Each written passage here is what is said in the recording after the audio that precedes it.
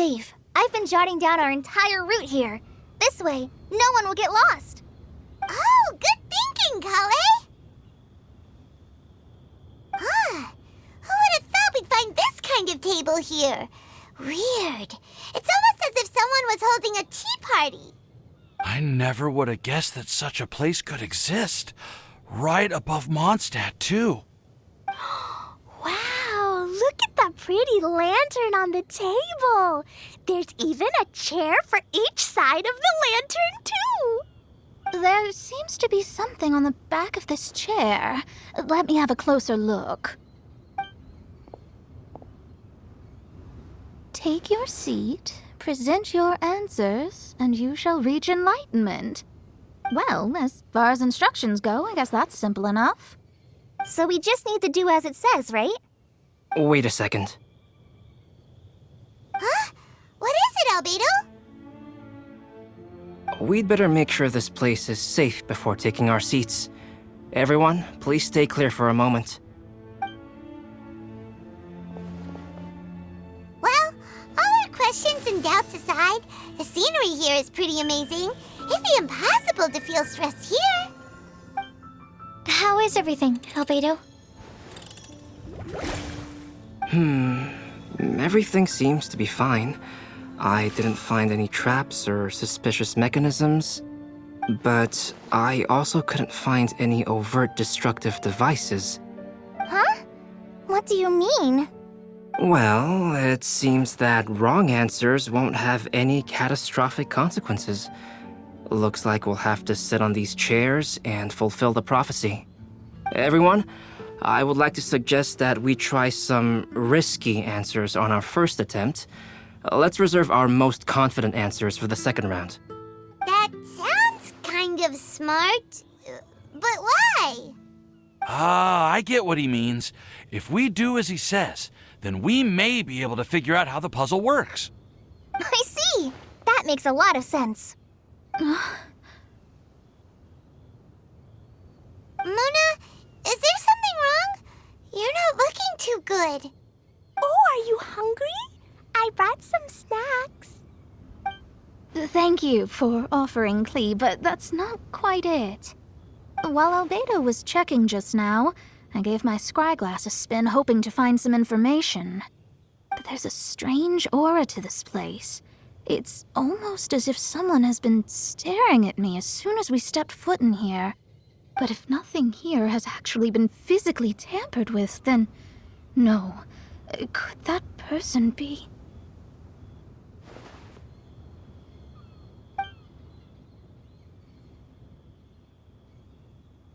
What do you mean, Mona? Who could it be? Never mind. It's not like I've got any proof. Don't leave us on the edge like this, Mona. I'll just do what Albedo said. Yes, let's test the hypothesis together, Klee. Come on, join us, Mona. Oh, all right. Okay, then I'll answer the first question. If someone were to ask me to find a flower that is not of this world... You can do it, Sucrose!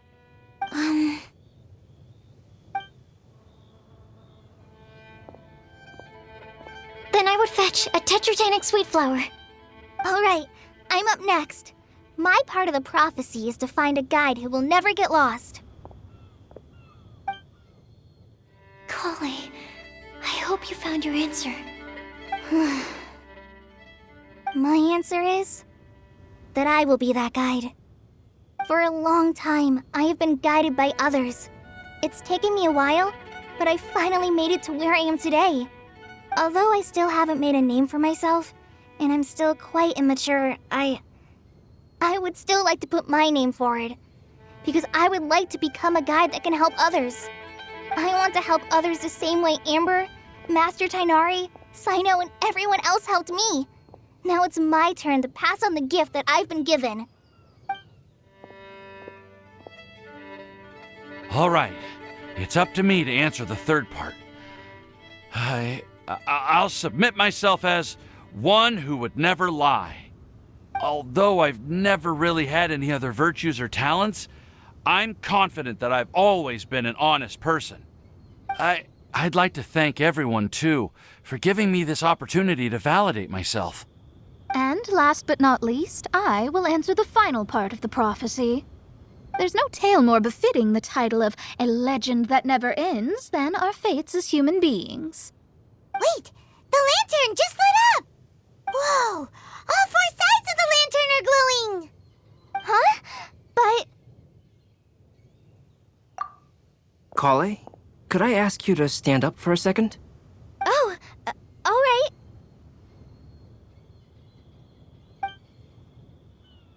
Huh? What's going on? Why is it lighting up regardless of who's sitting in the chair? Didn't it say we have to answer all the questions correctly?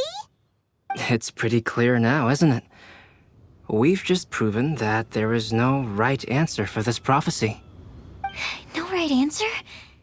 But how could that be? Although the instructions had come from an old and enigmatic prophecy, it is in fact nothing like the ancient mechanism that we had all imagined it to be. I believe the lantern only serves as a simple signal. And to think, I never expected you to actually find this place. What? There's someone else here? We meet again, traveler. Hey! You're that Outlander we met the other day at Good Hunter!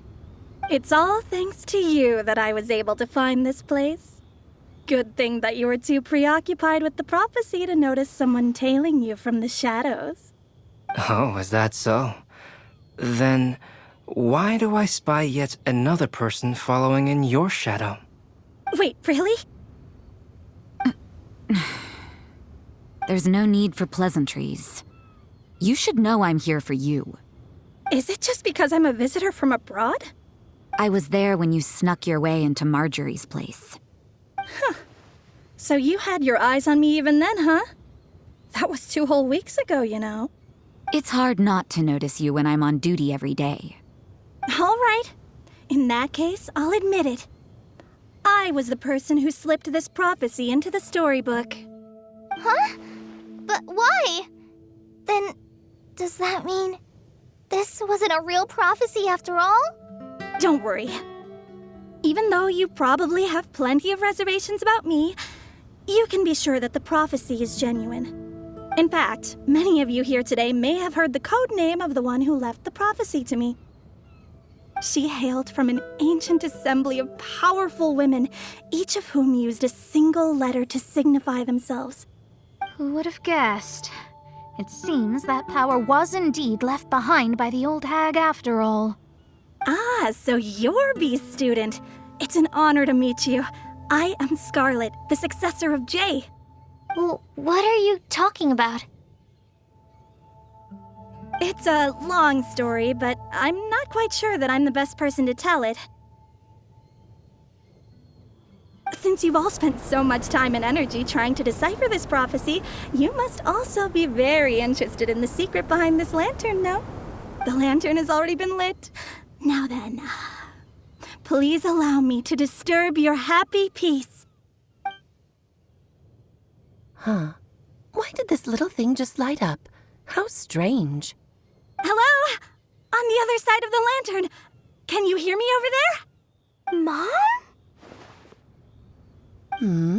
Oh, I hear many youthful voices. Madam, I am Scarlet, the successor of Jay. Oh, since we've last gathered, Jay's successor has already become so reckless and bold. Unbelievable. Wait. Why are you talking just like the old hag? Old hag? Who would dare say that? Is that Mona? Who are you? Who dares imitate my master? And what of imitation and mimicry? It has always been a fool's errand to mimic and learn from humanity. Aunt Alice, I'm here too. Mom, why are you trying to talk like other people? So I see everyone's here. Well then, my warmest greetings, everyone. Miss Alice, why would you... Well, it's been many years since this lantern last lit up. You can't blame me for thinking that one of the old friends from my youth may have decided to catch up again. Why she sounds so coy all of a sudden? And if I recall correctly, we left this lantern in the care of the Animo Archon Barbados. You must be commended for uncovering an artifact entrusted to the god of wind himself. Tell me, are you sitting around my beloved tea party table? It's a really long table. Oh, so you are. I suppose this means even the Animo Archon has granted you entry to this place. Was all of this Scarlet's doing? Wait. Paimon's completely lost now. So what was this assembly you were talking about earlier? Oh, Miss Alice, would it be all right to leave the explanation of that to you? Well, you should be rewarded for making it all the way up here and activating the lantern. Now then, let me tell you a long and ancient story. Ever heard of the Hexenzirkel? As the spooky name suggests, it's a secret society. Once upon a time, it even challenged the Animo Archon himself. But he replied, "Let us make music, not war, and resolve our conflicts through song." From then on, the mages would only ever convene in the woods, in the skies, or on the edges of cliffs. At these tea parties, they discussed their stories and secrets and resolved their differences, as the tea and cakes bore witness to their pledge never to fight amongst themselves. Yesterday I snuffed out the life of my beloved. He had grown old and was extremely sick. He loved me dearly, so I took his fate in my hands and ended his pain. I'm raising a son. Of all the children I had, he's the only one left. But I suppose that still makes me a mother. My lifespan is nothing compared to yours, so I wish to leave you with my storybook. Actually, maybe you can pass it on to your children one day. Oh, this looks interesting. Let me scry. My dear sisters, we mustn't let prophecies threaten our bonds of friendship. Even the most frightening witch was once a little girl, and growing up can be so tough. Sometimes we all need to vent our troubles to the wind. Even if the nations go to war, or the sky falls down, the mages' tea parties shall forever be held around this table.